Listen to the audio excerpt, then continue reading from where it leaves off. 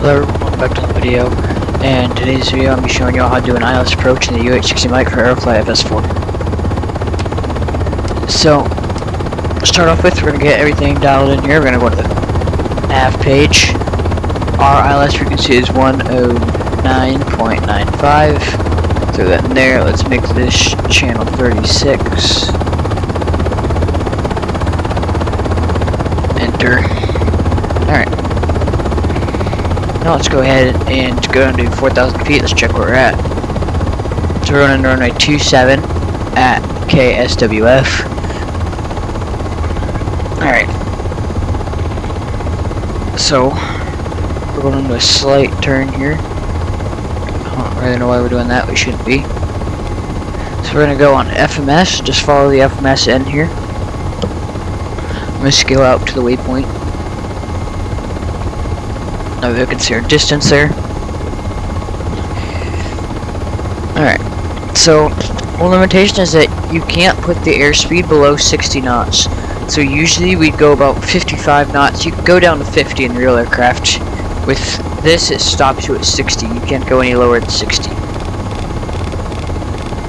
See, so that makes it a bit of a problem for doing this, but it's manageable. Alright. So right now we're just kind of coming on an approach. We're going to go down to 3,000. Because of this waypoint, Malney, you need to be at 3,000 feet. I'm pretty sure it is actually 5,000 feet, but we're going to want to come in a bit flat and intercept that glide slope. Because in the Blackhawk, you're not going to be cruising at 10,000 feet or nothing and having to come in on the whole approach. 3 to 5,000 is pretty normal cruise cruise altitude, and then usually about 100 to 110 knots. But when we're just kind of flying around, we'll probably be 80 to 90 knots. But I think we'd be pulling a bit more than 15% torque doing this. That's a bit interesting to say the least. Alright, so we're coming on here, we're turned down. Alright. Now we're going to go ahead and set these two VOR. Alright, now we're going to change this to ILS. And we're going to set in the course to 272. It's the approach course. And localizer, capture that, and arm the glide slope, arm Alt P at 3,000.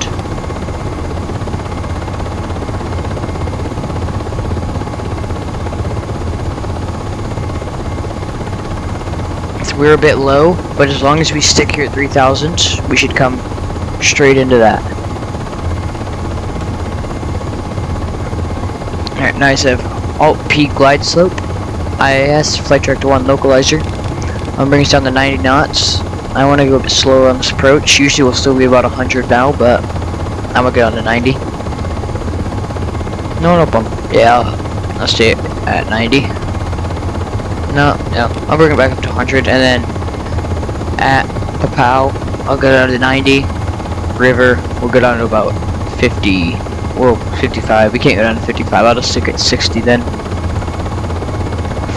Alright.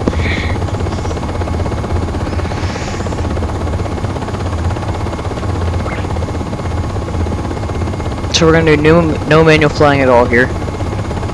So we captured the glide slope and the localizer. We're heading in pretty good there.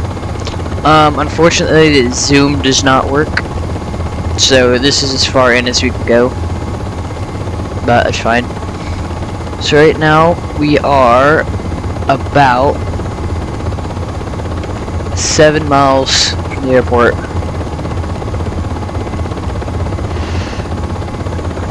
I say we're close enough to PAL. I'm going to go down to 90 knots.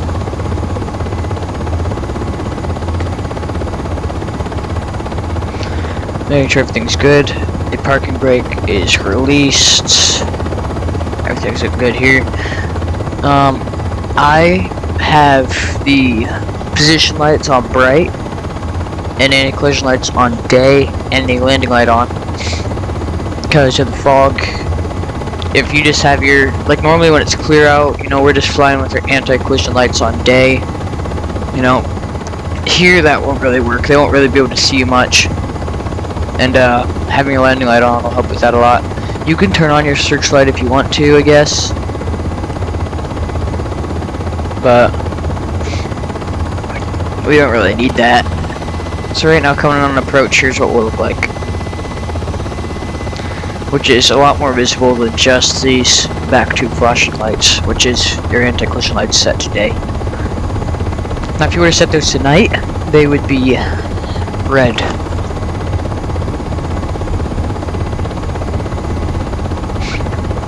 Alright. We're looking good so far.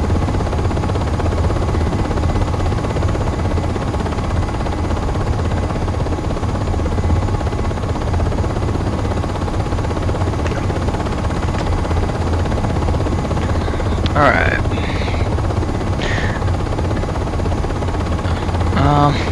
I didn't really check what the weather was. In these conditions, we may want to turn on anti-ice and whatnot. But if I'm being honest, I have no clue what the temperature is outside. So I'm just gonna kind of leave it at this. So let's take a checker fast. Conditions. Clouds. That doesn't really say. Wind. Time. I guess it doesn't really say. Let's kind of act like it's a bit cooler out since it is mid-November right now. We're gonna turn on the anti-ice. I guess we're not really seeing any ice on the windshield, so we can turn engine or the anti-ice for the windshield off since there's no really ice on it yet. Engine anti-ice I will have on though, but that will restrict us from pulling the top 25% of our torque, which I guess for what we're doing right now is fine. We're about 4 miles out. Go ahead and go down to 60 knots.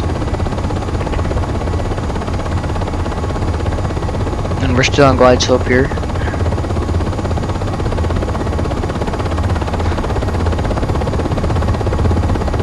Alright. We're not going to arm hover decel yet.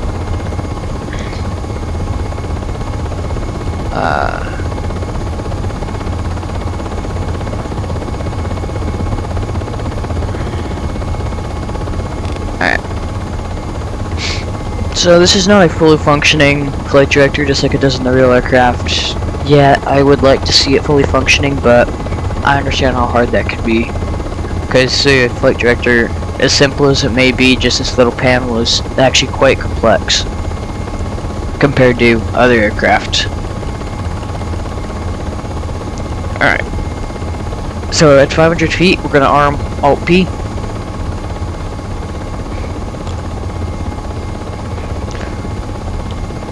Alright.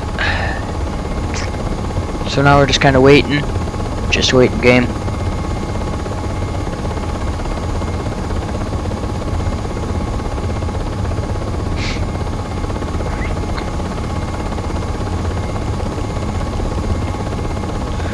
So again, you can't really see much outside. Very minimal visibility. Very, very low visibility. In real life, we wouldn't even be allowed to fly in this unless it's very, very special circumstances.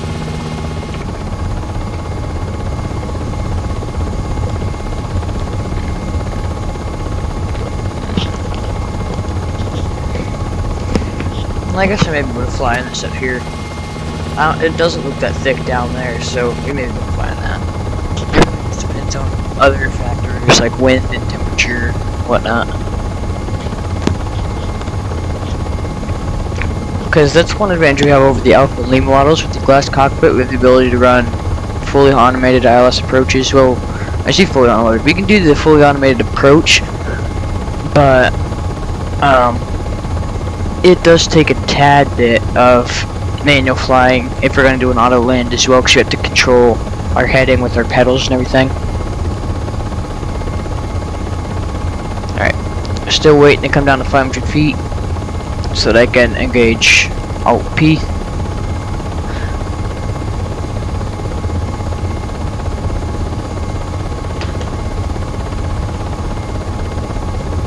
arm LP, I should say. And then this go around button here, be ready to click that. Because if we get to our minimums, I don't have any minimums set down. We're going to try to take this all the way down to the runway without many minimums, but alright, LP.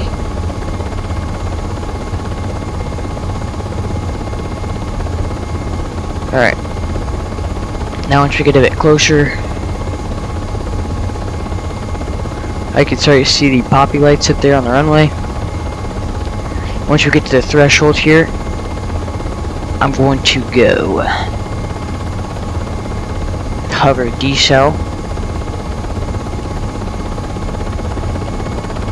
capture this, and that's not putting us in hover decel, is it?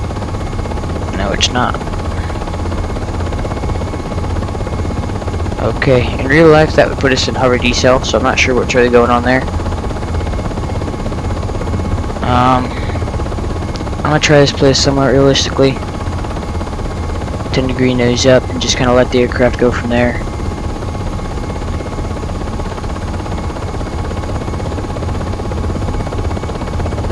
Alright, so we actually lost the localizer. Like I said, this is a very scuffed version of the real-life autopilot systems. When I say scuffed version, it's just not fully implemented yet, so we can't do autoland or anything. In real life, that would have put us in hover decel. But yeah.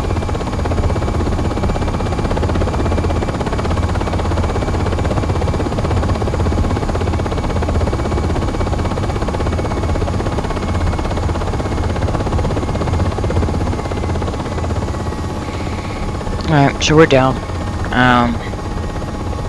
Not the greatest of approaches, but then again, for what's implemented right now, we can do an approach, we just can't really land it. But, yeah, I hope you enjoyed the video, I hope you learned something, and see you in another video.